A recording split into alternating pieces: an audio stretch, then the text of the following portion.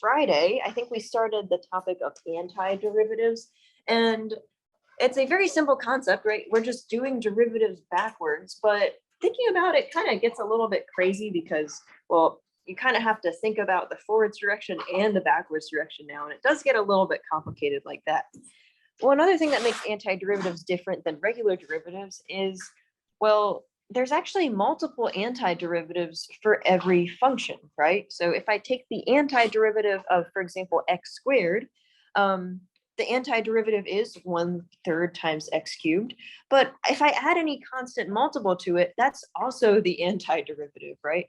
So to kind of counteract that, anytime we take an antiderivative, we have to add plus c, where c is some sort of constant, because we need to talk about every single possible antiderivative, not just the one, okay? So that's something we had to keep in mind. The next thing we did is we basically found all the antiderivative rules, which we will do a lot of practice on today and tomorrow. And I told you that these aren't all the antiderivative rules in the world, but these are the most important ones, the ones that you'll see a lot if you take Calculus 2 and things like that. Okay, we found the most general antiderivative for a bunch of these functions. I think these functions were a little bit tough. Sorry about that. But we will do a little bit easier ones later today. But before we do that, let's talk about the particular antiderivative, okay? So sometimes you're given a function or the derivative of a function. We want to figure out what the original function is, but we don't just want to know the antiderivative plus c. We want to know what c is, right? And the only way we can figure that out is if we're given some previous information. In this case, like what a point on the graph is, okay? Now, I did let you on your own on example 9 for like 2 seconds last class, but I do want to go over this one together. Okay, so let's go through example number 9. I know this one's a little bit hard because it has a tangent in it, but let's just go through this one real quick. When we want to find the antiderivative, well, first we have to figure out what the general antiderivative or the plus c version of the antiderivative is. So let's go ahead and do that, okay? So I know that the antiderivative is f because the derivative is f prime. What's the antiderivative of e to the x? Yeah, plus c. E to the x plus c, good. That's a e to the x is the easiest one. I'm not going to add plus c yet because I still have my added on 20 over 1 plus x squared. So let's just save the plus c until we finish that one. What do you think the antiderivative of 20 over 1 plus x squared is?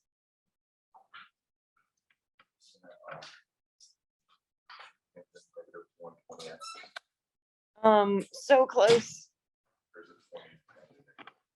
Yeah, it's 20, right? So this is 20. And another way to write this is 20 times 1 over 1 plus x squared.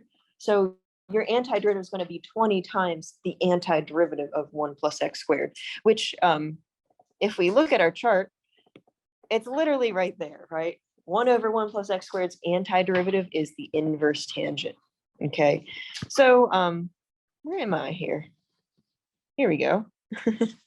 I know that the antiderivative is 20 inverse tan x, and then plus c, right? You need a plus c at the end. Because of the product rule, just because. The 20? Yeah, because I said it was like 20x because of the chain. I was thinking chain rule, like multiply it by the inside. Yeah, this is actually not because of the product rule. This is literally a constant multiple, right? This is 20 times a function. What we're actually doing here is applying this rule, a constant times a function is the content, yeah, times the antiderivative. When you go to Calculus 2, you'll learn different ways to solve integrals, which are antiderivatives. And then you'll learn the analog to the product rule, which I think is, gosh, integration by parts. And you'll learn the analog to the chain rule, which is U substitution, which you'll learn later. Yeah.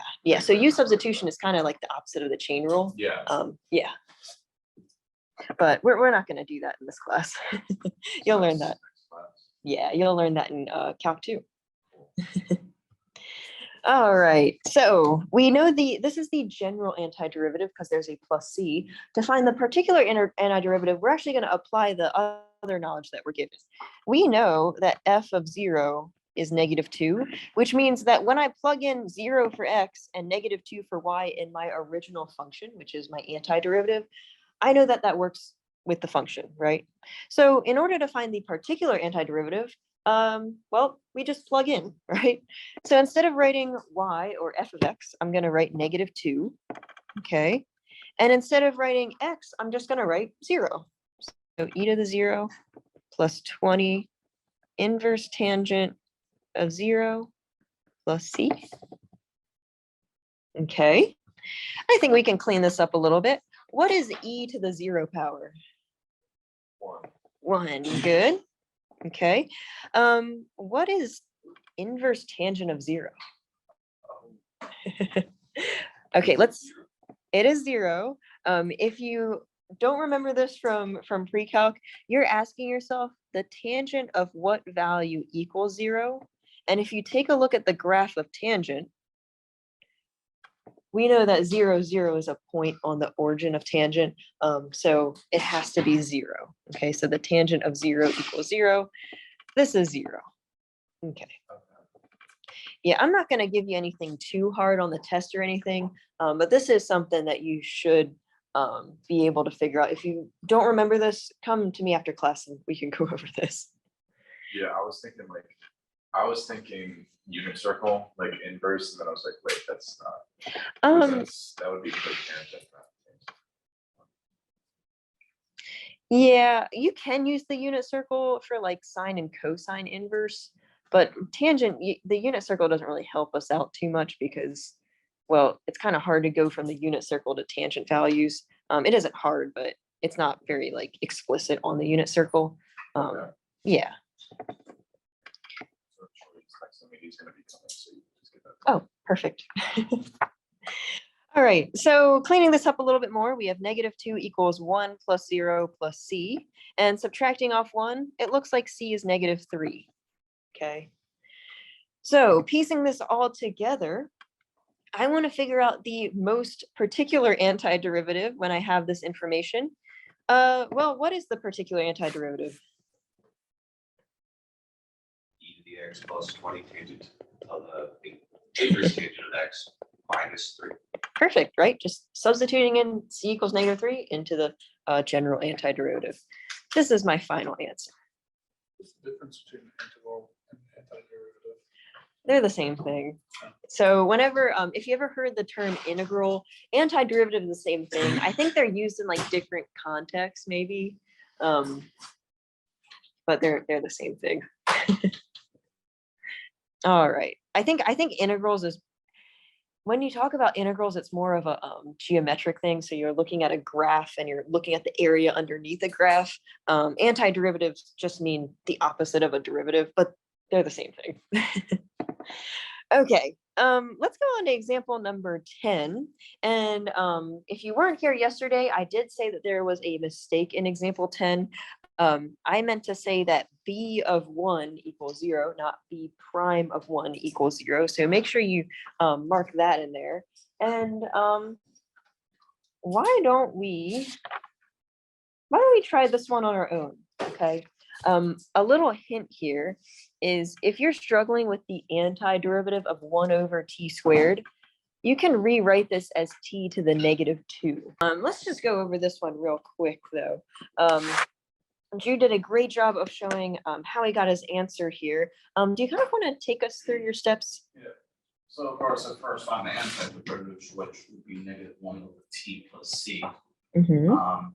Then I implemented b1 equals 0. So 0 equals -1 over 1 plus c, which will equal 0 1 plus c. Add 1 to both sides, and c equals 1. That will give me t equals 1 over t plus 1. Perfect. Now, that was really good, and that was fast. Does anyone want to see how we found the antiderivative? Okay. Oh, okay. Yeah. Let's go through how we actually got the general antiderivative, just because I think we're still kind of learning this, and it does take a while to kind of get used to finding the antiderivative. I know that my original function is 1/t², which is t to the -2. Now the power rule tells us if I want to find the actual function, okay, I'm gonna do this. I'm gonna take my t and I'm gonna take the power and add 1 to it, right? So what's -2 plus 1?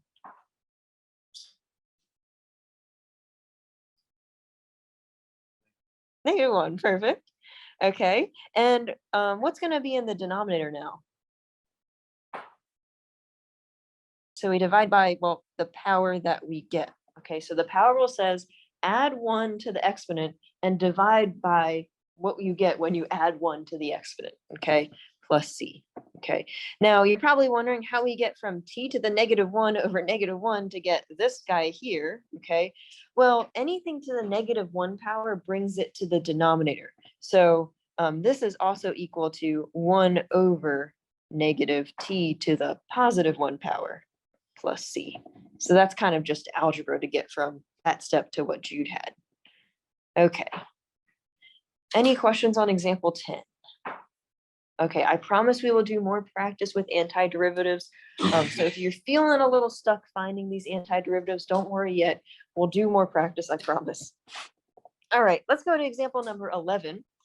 This is an example of something that looks a little bit more complicated than what we're used to doing. And this is actually kind of an introduction to a new branch of mathematics called differential equations. If you ever heard of a differential equation, this is kind of what we're doing.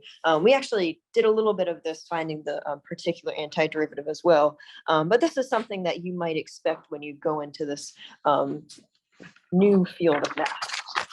All right.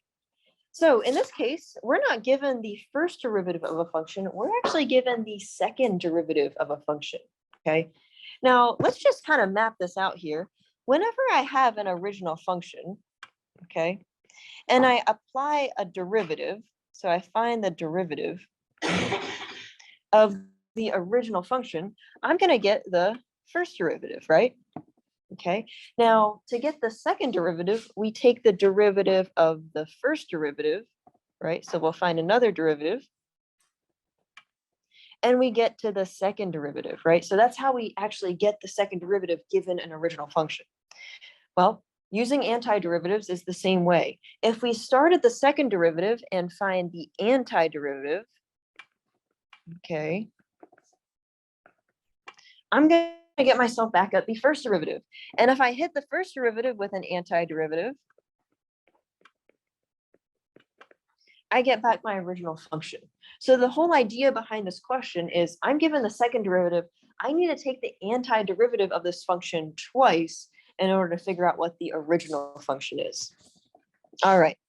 So I know that my original function is 12x² plus 6x minus 4. Okay.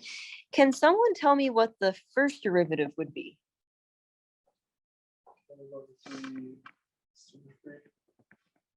Okay. 6x² or 6/2x². Perfect. Minus 4x Uh-huh. plus c. Perfect, right? So this is just using the power rule. We add 1 to the power and we divide by whatever we get. Okay, we can clean this up. 12/3 is 4x³ 6/2 is 3x² minus 4x plus c.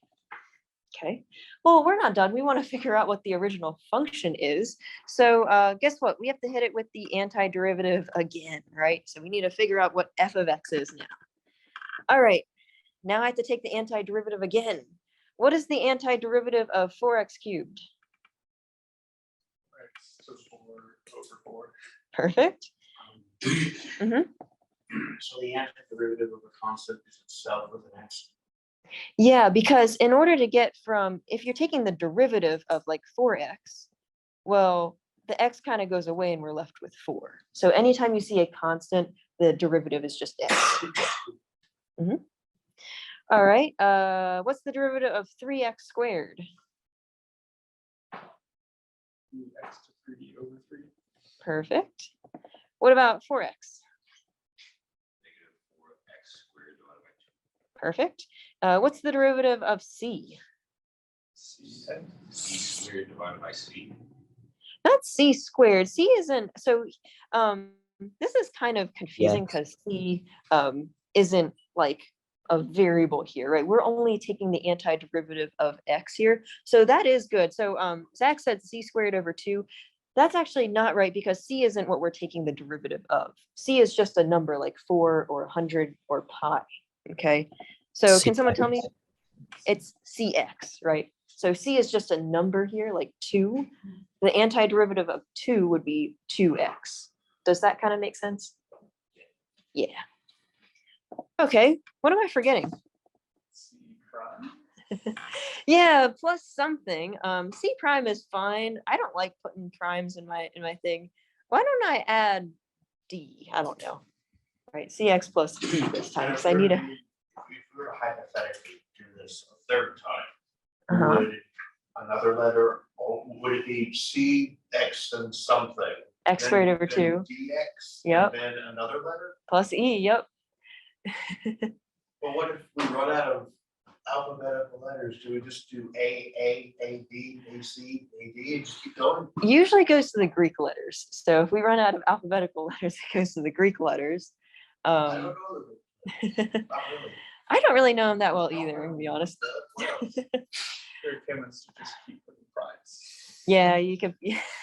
Yeah, if you're into chemistry, just put little primes after it, so it'll be like A prime, A prime prime. I hate the primes. I don't like them. I forget the primes. If it's to like a letter like big A or big B or something, usually that symbolizes like a constant. I don't. Math notation's weird. I don't, see, this is one of the things that I like about computation. There's so many, the same symbol can mean so many different things and it always throws me off. Yeah, I know. It throws me off too, so you're not alone there. Okay, why don't we try to figure out what C and D are now, right? We want to find the particular antiderivative, so we need to figure out what these numbers are. We have 2 pieces of information. We know that f of 0 equals 4 and f of 1 equals 1, okay? Now, we can use either one of these to figure out what C and D are. There's actually one that's a better one to start with. Does anyone want to guess which one's easier to start with? 0. The 0, right? 0 is always easier to start with. It's kind of like a rule of thumb. If you're given like when x is 0, that's probably what you want to plug in first. So let's use the information that f of 0 equals 4 first. Okay. Well, we're talking about the original function here. So I'm going to plug in 0 to f. Okay. I know that x is 0, y would be 4. So this becomes 4 equals, gosh.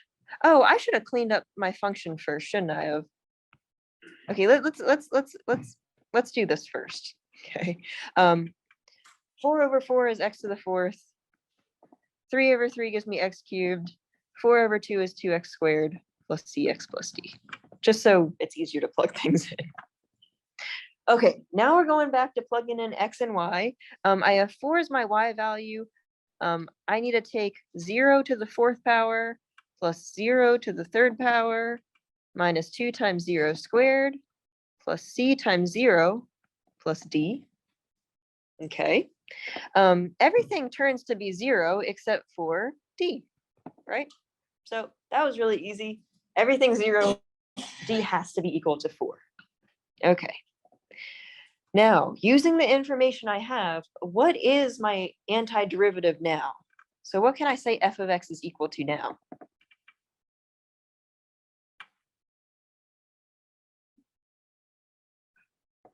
Well, it starts with x to the 4th. So using the fact that d equals 4 and It's the same function, but instead of plus d, it's plus 4. perfect, right? So x to the 4th plus x cubed minus 2x squared plus cx plus 4. Perfect. So now I know what my function is, and I know that d is 4, so all I have to do is figure out what c is now, okay? Guess what I'm going to do to figure out what c is? Plug in the other one, right? I know that f of 1 equals 1. Okay, I know that when x is 1, y is 1. Okay, so plugging it in now, I have 1 equals 1 to the 4th plus 1 cubed minus 2 times 1 squared plus c times 1 plus 4. Okay, now I'm very bad at arithmetic, so you might want to check me on this. 1 plus 1 minus 2 plus c plus 4. Oh gosh, I think c plus 4 equals 1, and c would be -3. Okay. So what is my particular antiderivative now?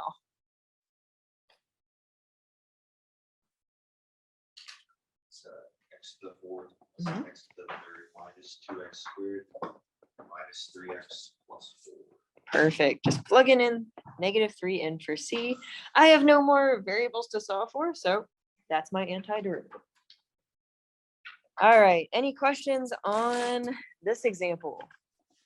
Now, I'm going to tell you, I already figured out what I'm going to ask on the final exam. I'm not going to quiz you on something like this. This is an example of something that you might do if you take differential equations in the future, which I think a lot of you have to take anyway. But this was a fun example to do. So, all right. So we're actually going to move on now. The last thing I want to do today is a little bit of practice. Okay, now I've been walking around today and on Monday, and I think we do need a little bit more practice finding antiderivatives. So my plan for the rest of class today and the beginning of class tomorrow is for us to just kind of go through some practice questions. I want us to be very good at finding out what the antiderivative of things are. So.